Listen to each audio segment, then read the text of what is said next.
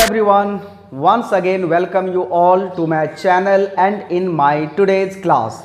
Today we are going to start a new exercise of the same chapter, that is chapter number 6, squares and square root from class 8th standard NCERT math book.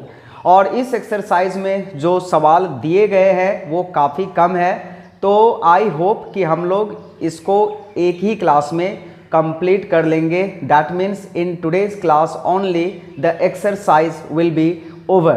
तो video को देखिए और समझिए कि इस exercise में दिए गए सवालों को कैसे बनाया जाएगा, बिकॉज बेसिक थिंग्स है इसमें दिया हुआ. तो surely this will help you, क्योंकि अगर आपका बेस क्लियर नहीं होगा तो फिर हम लोग आगे के सवालों को नहीं बना पाएंगे. राइट. तो चलिए वीडियो को शुरू करते हैं और जो इस एक्सरसाइज में दिए गए सवाल है उसको बनाते हैं. इस एक्सरसाइज का पहला क्वेश्चन है वो ये है कि find the square of the following number. तो दिए गए नंबर्स का स्क्वायर निकालना है. तो स्क्वायर क्या होता है? When a number multiplied by the number itself is called square of the number. That means अगर 35 का हमें स्क्वायर निकालने के लिए कहा जाए तो सिंपली 35 को 35 से मल्टीप्लाई कर देना होगा. जो मल्टीप्लिकेशन का ट्रेडिशनल मेथड है उसी मेथड से हम लोग मल्टीप्लाई करेंगे. किंतु अगर आपको आंसर आती हो, जैसा कि मैंने पिछले वीडियो में भी बताया था कि आपको एटलीस्ट 1 to 25 के स्क्वायर नंबर को याद रखना चाहिए, और इसके बाद भी at least up to 50 prime number के स्क्वायर को अगर आप याद रखते हैं तो this will help you in your calculation. तो चलिए, अगर आप नहीं भी रखे हुए हैं तो कोई बात नहीं, हम लोग इसके आंसर्स को आराम से निकाल सकते हैं. तो हम लोग निकाल रहे हैं 32 के स्क्वायर को. सो दैट मीन्स यहाँ पर 32 × 32 लिखेंगे और साइड में कहीं पर रफ कॉलम में जो है वो 32 को 32 के साथ मल्टीप्लाई कर देंगे. ऐसे तो मुझे पता है इसका आंसर, लेकिन आपको बताना होगा कि कैसे हम लोग इसके आंसर को निकाल सकते हैं. तो बस सिंपली मल्टीप्लाई करके हम लोग इसके आंसर को निकाल सकते हैं. और इसका जो आंसर आया वो क्या आया? 1024. अब चलिए हम लोग 35 के स्क्वायर को निकालते हैं. सिंपली क्या करना है? 35 को 35 के साथ मल्टीप्लाई कर देना है और इसके आंसर को लिख देना है. तो यहाँ पर 35 को 35 के साथ मैं मल्टीप्लाई करके आपको दिखा रहा हूँ. 17 और 105 ऐड कीजिए तो इसका आंसर कितना आया? 1225.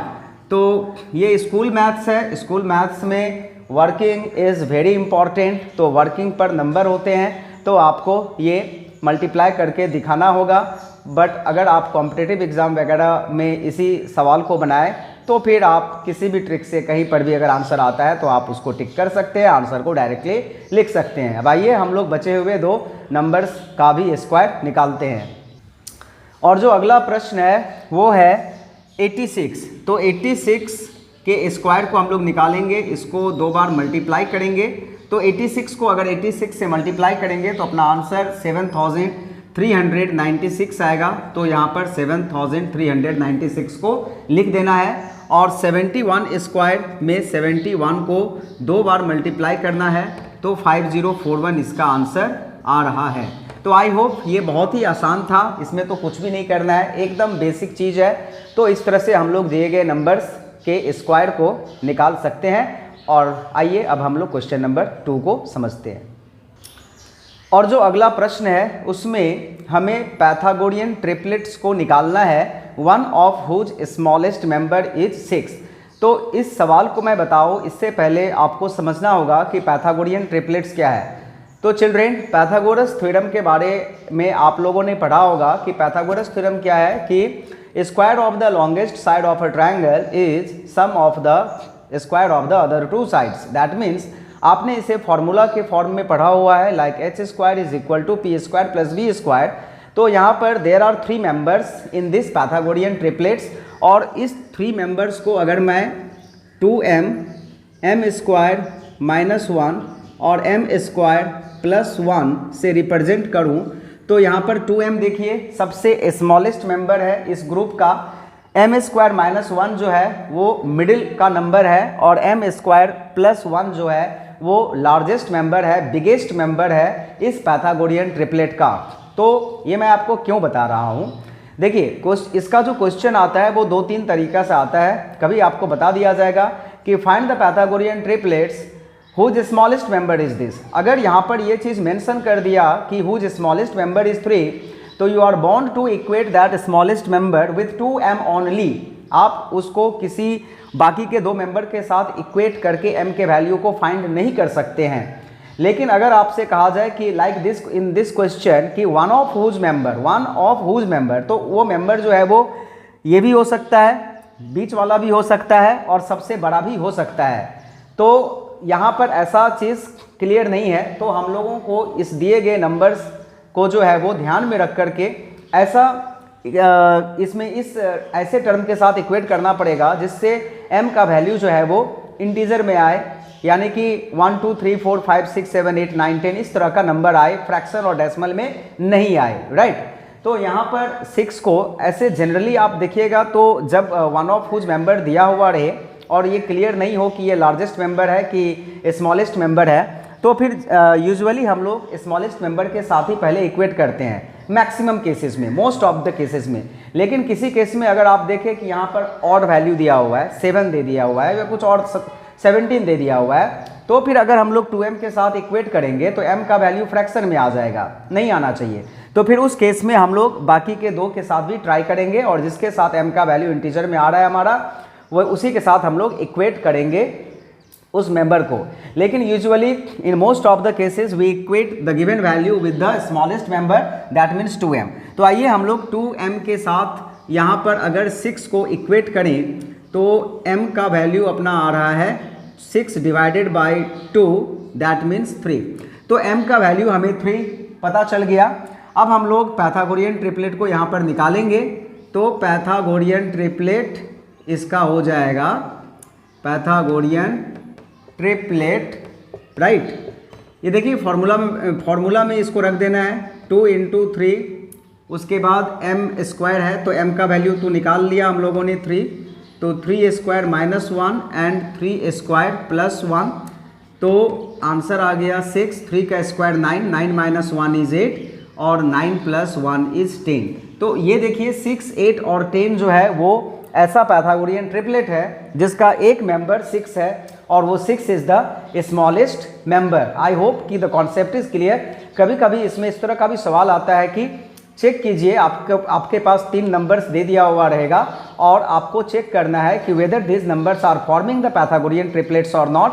तो हम लोग इसी मेथड से उसको प्रूव कर सकते हैं। अगर वो इस फॉर्मूला को सेटिस्फाई करता है तो होगा, नहीं तो नहीं होगा। नहीं तो उसका और एक तरीका है, आप उसमें जो सबसे बड़ा नंबर है उसको h का वैल्यू लेट करें और बाकी 2 को आप p और b कुछ भी कर सकते हैं। और अगर वो पैथागोरस थ्योरम को अगर वो वेरीफाई करता है, यानी कि h square equal to p square plus b square अगर आता है, तो फिर हम लोग लिख सकते हैं कि उसमें कि yes this numbers are forming the Pythagorean triplets. और अगर वो वेरीफाई नहीं करता है तो लिखेंगे no this numbers are not forming the Pythagorean triplets. But those type of questions are not given here in the NCERT book. किंतु ये क्वेश्चन रहते हैं अदर बुक्स में, आपको इस टाइप का क्वेश्चन भी मिलेगा, इसलिए मैंने आपको ये भी बता दिया कि उस टाइप के क्वेश्चन को आपको कैसे करना है। तो ये रहा क्वेश्चन नंबर 1। अब आइए अब हम लोग और कुछ क्वेश्चन को करते हैं ताकि concept will be more clear. Children, the next number is 14 and in this exercise the numbers which are given all are the even number। तो इसमें सारे के सारे नंबर्स को हम लोग स्मॉलेस्ट मेंबर के साथ ही इक्वेट करेंगे, दैट मीन्स 2m के साथ ही इक्वेट करेंगे। मैंने सारे पॉसिबिलिटीज़ आपको बता दिए हैं, ऐसा हो सकता है और ये बताना मेरा फ़र्ज़ है, मेरा रिस्पॉन्सिबिलिटी है, इसलिए मैंने आपको बताया। बट आपके बुक में जो एनसीईआरटी बुक में दिया हुआ है वो सारे के सारे नंबर्स इवन हैं और सारे के सारे नंबर्स का जो इक्वेट होगा to find the value of m, जो वेरिएबल है वो 2m के साथ ही हमें करना है। तो यहाँ पर 2m के साथ अगर हम लोग 14 को इक्वेट करें तो this will be m is equal to 7, right. m का वैल्यू 7 आ गया। और इस तरह से अगर हम लोग इसके पैथागोरियन ट्रिपलेट्स को निकालें तो Pythagorean triplets will be, right, क्या होगा 7, तो 2m है तो 2 × 7 7 square minus 1 and 7 square plus 1, तो 2 इंटू 7 14 होता है।